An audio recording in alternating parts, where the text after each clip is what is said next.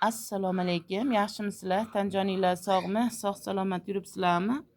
Bugun kovul, kovar, Kaper spinoza o'simligini foydali jihatlarini ko'proq batafsilroq tushuntirib o'tmoqchiman. Chunki avvalgi videolarimdan birida tog'da bu o'simlikni ko'rsatib, buni eslatib o'tgandim. Shu sababdan juda ko'p fikrlar bildirildi.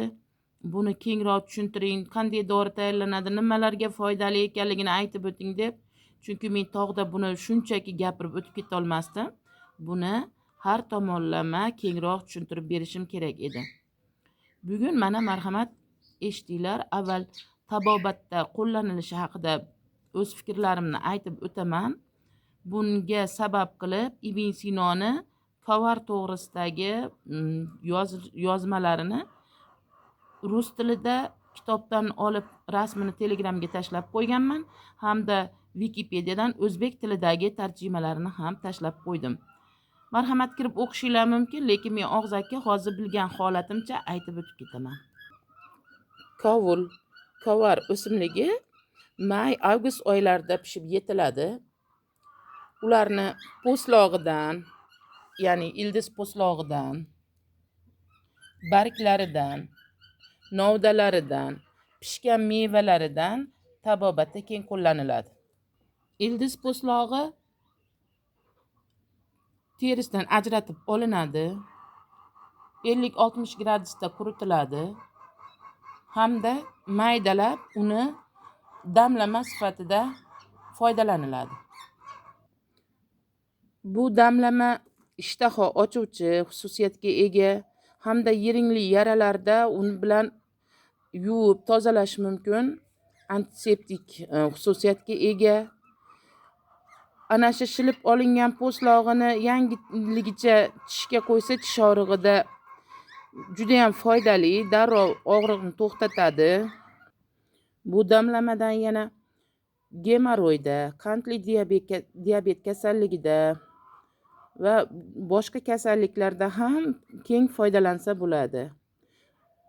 Po'stlog'ini yuvib, tozalab, quritib, yanchib, 20 grammini biror idishga solib, ustidan yarim litr qaynoq suv quyiladi va 1-2 soatga o'rab, dimlab qo'yib qo'yiladi va 1-2 soatdan keyin bemalol iste'mol qilsa bo'ladi. Ya'ni yarim litr suvga 20 gram o'sha ildiz po'stlog'ini tuyib qilingan tolqonidan solib damlama qilinadi.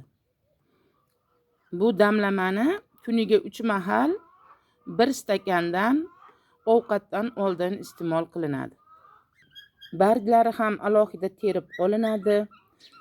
50-60 gradusli joyda, soyora joyda quritiladi hamda u ham damlama sifatida ko'p kasalliklarda foydalaniladi.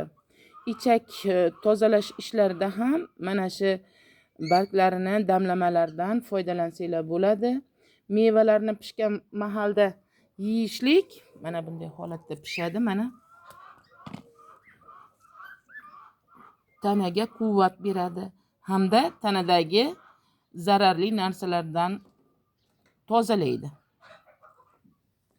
Mana bunday mevalari terilib, bularni ezib, lat yegan joyga yoki og'rigan bo'g'inlarga 4-5 minut boylab qo'yiladi. Undan ortiq qo'yib bo'lmaydi. Mana shu holatida, qurigan emas, xom holatda, ya'ni svejiy holatida ishlatiladi.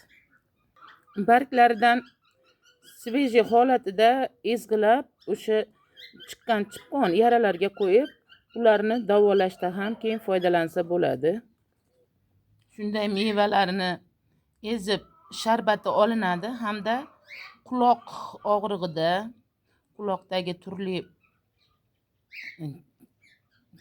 chervak deydimi, nimadir, o'sha qurtlar kirib qolganda yo boshqa narsalarda ularni tozalashda keng foydalaniladi. Bu achchiq ta'm bergani uchun o'sha quloq kasalliklarida ham foydalaniladi, so'kidan tomiziladi.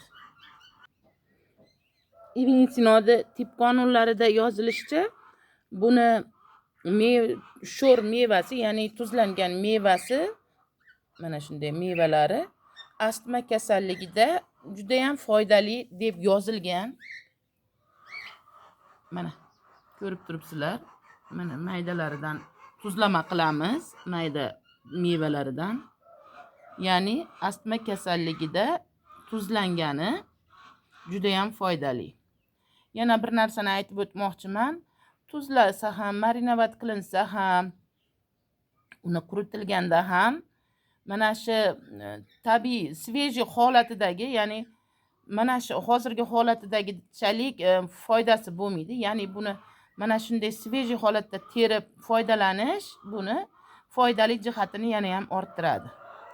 Endi mana bu ochilmagan g'unchalari, ya'ni hali gullab ochilmagan g'unchalari terib olinib, buni oziq-ovqatda sho'r, nordon ta'm berish uchun ziravor sifatida foydalaniladi. Hamda bu bilan birga mana shunday mayda endigina bosh olayotgan mevachalari alohida qilib tuzlama shaklida yoki marinovat shaklida saqlanadi.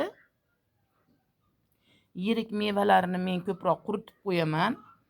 Quritib, uni keyin damlama sifatida foydalanaman.